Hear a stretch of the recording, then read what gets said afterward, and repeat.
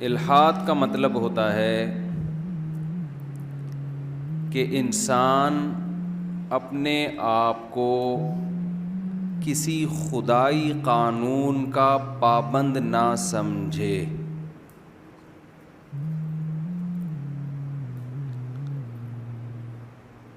اس کے لیے اسے خدا کا انکار کرنا پڑے تو وہ انکار کرنے پہ بھی راضی ہے. خدا کو ماننا پڑے کہ میں خدا کو، کریٹر کو مانتا تو ہوں،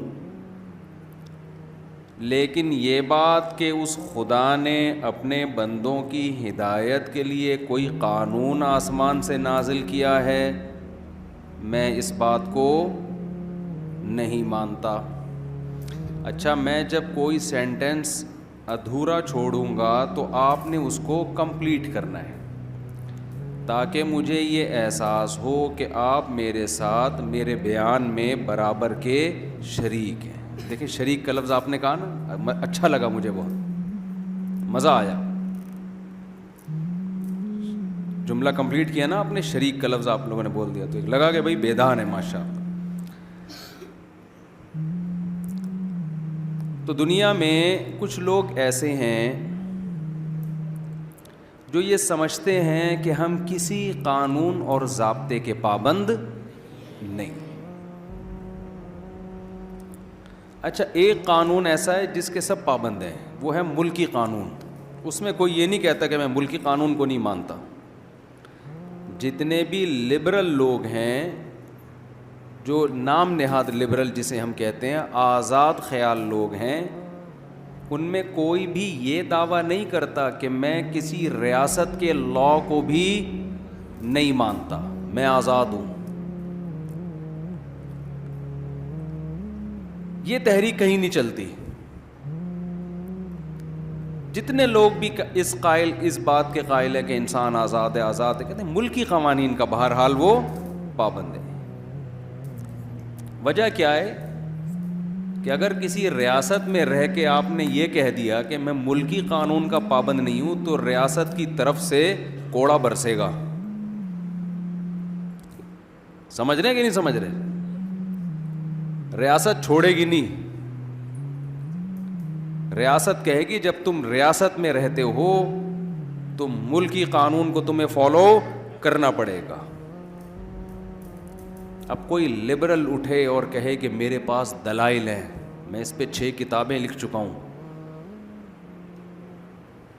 ہیومن رائٹس اور ویمن رائٹس کے نام پہ آزادی ہے، تو میں نہیں مانوں گا. میں عورت کے حق کے لیے لڑوں گا کہ عورت بھی ریاست کے قانون کی پابند نہیں ہے.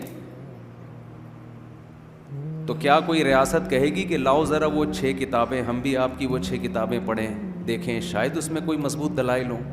کوئی ہے ایسی ریاست؟ بولو نا. وہ نہیں مانے گی. بھائی تمہاری ایسی کی تیسی یار، تو 6 کتابیں، تو 6000 بھی لکھ دے، ملک میں رہنا ہے تو ملکی قانون کو فالو کرنا پڑے گا. جو لوگ خدائی قانون کو نہیں مانتے نا، قرآن ان کے بارے میں پتہ ہے کیا کہتا ہے؟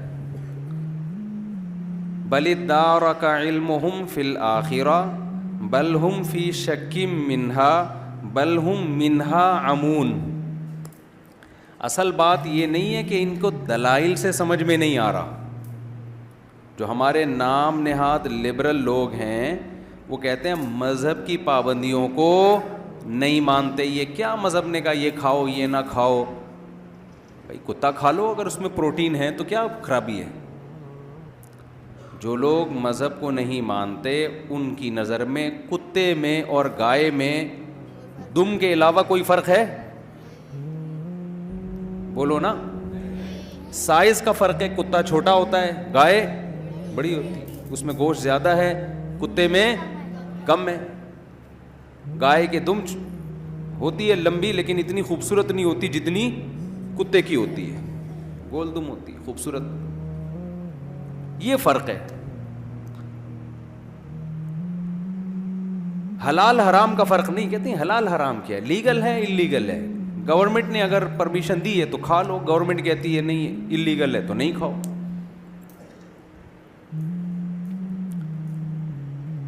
تو یہ تو مذہبی لوگوں کے مسائل ہیں نا، یہ حلال ہے، یہ کیا ہے، حرام ہے. لبرل لوگوں کے ہاں نکاح میں اور زنا میں کوئی فرق بولو نہیں. میوچل انڈرسٹینڈنگ سے جو جس کے ساتھ چاہے. اب تو ہی اور شی کا فرق بھی ختم کر دیا، اب تو ہی اور شی کا بھی فرق ختم کر دیا. بل پاس کروا لو، جو چاہے لکھوا لو، یہ میرا شعر ہے. بل پاس کروا لو، جو چاہے لکھوا لو. پہلی دفعہ میں نے کوئی شعر کہا ہے. اپنے آپ کو ہی شو کروانا ہے تو ہی شو کروا لو، شی شو کروانا ہے تو شی شو.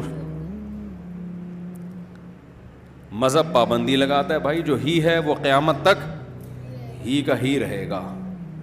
تغییر خلق اللہ، اللہ کی تخلیق کو بدلنے کی آپ کو مذہب میں پرمیشن نہیں ہے. یہ نہیں کہ پورا ہی سے شی بن جائے، یہ تو بہت دور کی بات ہے.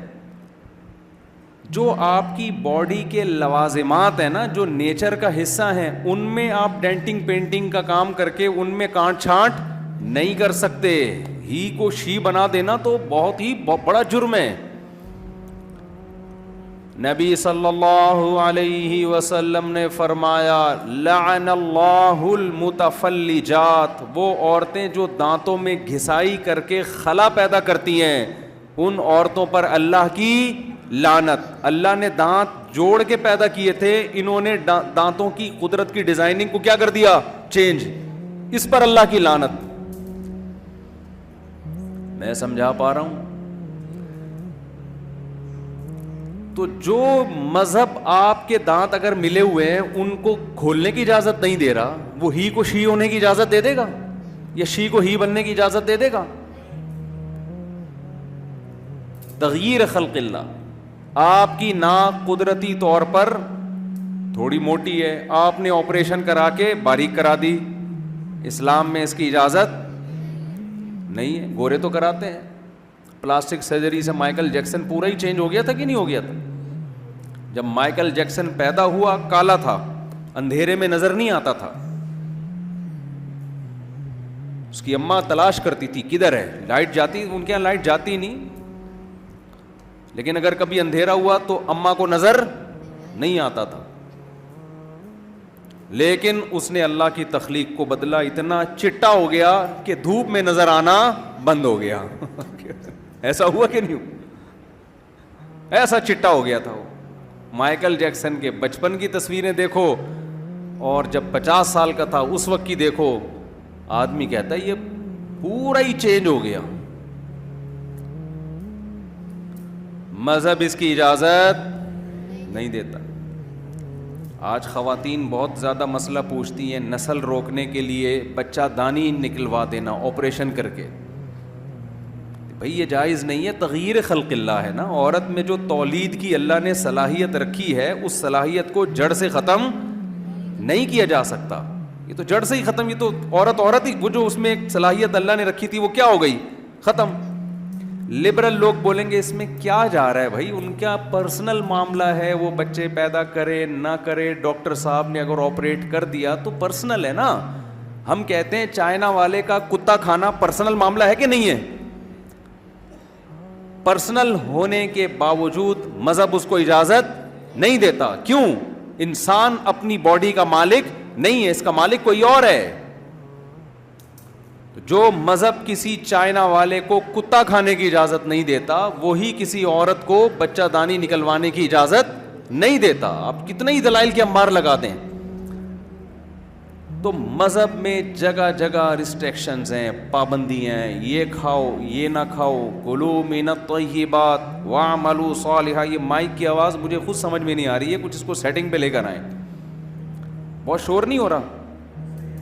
اچھا صحیح آ رہی ہے آواز. تو مذہب جگہ جگہ پابندیاں لگاتا ہے، یہ کرو یہ نہ کرو، یہ کرو یہ نہ کرو. تو اب دنیا میں مذہب سے بغاوت پیدا ہو رہی ہے، خاص طور پر ہمارا پڑھا لکھا طبقہ. آپ تو سب کراچی یونیورسٹی سے منسلک لوگ ہیں، آپ لوگوں کا ایجوکیشن سے بہت گہرا تعلق ہے. ویسے کراچی میں کوئی یونیورسٹی ہو اور اس یونیورسٹی کا ایجوکیشن سے تعلق ہو، یہ بات معجزے سے کم نہیں ہے، لیکن مان لیتے ہیں پروفیسر حضرات تو ظاہر پڑھے لکھے ہی ہوتے ہیں، تو کراچی میں یہ بات مشکل سے مانی جاتی ہے کہ کوئی تعلیمی ادارہ ہو اور اس میں تعلیم بھی ہو، تو حیرت کی بات۔ سیاست تو تھی بہت، سیاسی ادارے تو یعنی تنظیمیں، یونیورسٹیاں بہت ہوا کرتی تھی، اب شاید ایجوکیشن بھی آ گئی۔ ہمارے دور میں تو وہ ایک دھڑا وہ بنا ہوا ہے، دوسرا دھڑا وہ بنا ہوا ہے، اس تنظیم کا بندہ ادھر چلا گیا تو اس نے پھڑکا دیا، یہ ادھر چلا گیا تو اس نے پھڑکا، بہت ہم نے 90s میں یہ دیکھا ہے۔ خیر،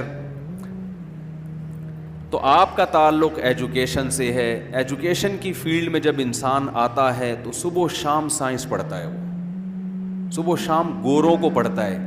انسان کی یہ نیچر ہے، جس سے علم لیتا ہے نا اس کے نظریات سے بھی متاثر ہوتا ہے وہ۔ تبھی تو شریعت میں ہے کہ ٹیچر کسی ایسے کو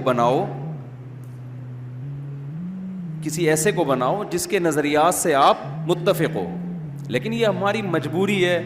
ہمارے پاس سائنسدان مارکیٹ میں شارٹ ہو گئے ہیں، ہمارے پاس دنیاوی نالج ختم ہو گئی، تو ہم مجبور ہیں گورے سے لینے پر۔ شریعت کا حکم ہے بھائی علم جہاں سے ملو لے لو، لیکن گورے سے جب ہم علم لے رہے ہیں تو علم کے ساتھ ساتھ الحاد بھی وہاں سے آ رہا ہے، الحاد بھی آ رہا ہے، آزادی بھی آ رہی ہے۔ تو ہم یہ بھول گئے کہ ہم آزاد تھے نہیں ہیں، ہم تو خدا کو ماننے والے اور اس کے قانون کو ماننے والے